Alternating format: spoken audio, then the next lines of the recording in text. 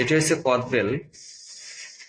এই গাছটার বাংলাদেশে অনেকে পরিচিত একটা বৃক্ষের ফল বা গাছের ফল এটি।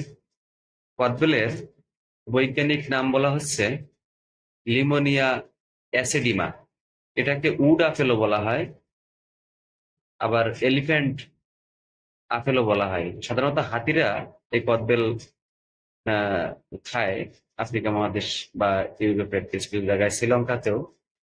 এবং এই কদবেলটার আদি নিবাস সর্বপ্রথম ডাচ ওলন্দাজরা, সম্ভবত ওলন্দাজরা আন্দামান নিকোবর আইল্যান্ডস, ভারতের আন্দামানে এদের চাষ করা হয়। এই গাছটা পর্ণমোচী বৃক্ষ এবং এর পাতা ঝরে যায়। এটি 20 থেকে 50 ফিট পর্যন্ত লম্বা হয়। কদবেল খেলে কি কি উপকার হয় আপনার, সেটাও তো আপনাদের জানতে হবে যারা ভিডিওটা দেখবেন। কদবেল শরীরে তাপমাত্রা নিয়ন্ত্রণ করে, স্নায়বিক শক্তি বাড়ায়, ডায়াবেটিক্স নিয়ন্ত্রণ করে, এতে প্রচুর খনিজ উপাদান রয়েছে। কদবেলের ট্যানিন নামের একটা বিশেষ উপকারী খনিজ উপাদান আছে এর ভিতরে। কোলেস্টেরল নিয়ন্ত্রণ করে, আপনার যকৃত হৃৎপিণ্ডের শক্তি বাড়ায়, কর্মক্ষমতা বাড়ায়, এবং শরীরের তাপমাত্রা নিয়ন্ত্রণ করে।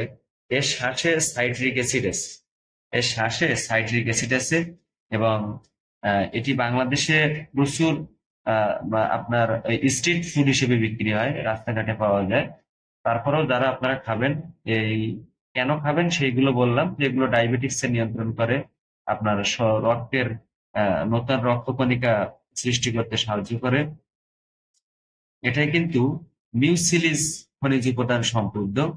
এতে আমিষ রয়েছে 3.5 মিলিগ্রাম, চর্বি আছে 0.5 মিলিগ্রাম, ভিটামিন সি আছে 6 মিলিগ্রাম, এটাই শর্করা আছে 31.8 মিলিগ্রাম।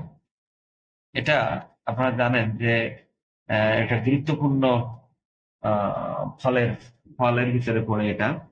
এবং অনেকে আছে যেটা খেতে চায় না, অনেকে কিন্তু।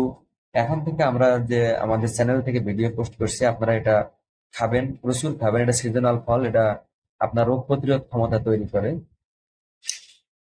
এটা খেলে আপনার শরীরের বিভিন্ন উপাদান, যেরকম ত্বকের যে চামড়া, যে অল্প বয়সে চামড়া শুকিয়ে যায়, এমন একটা দেখবেন অনেক ছেলে মেয়েদের হয়ে থাকে, তাদের কিন্তু ত্বকের চামড়া শুকাবে না, এবং আপনার ভেজের বা ত্বকের লাবণ্যতা বৃদ্ধি করবে।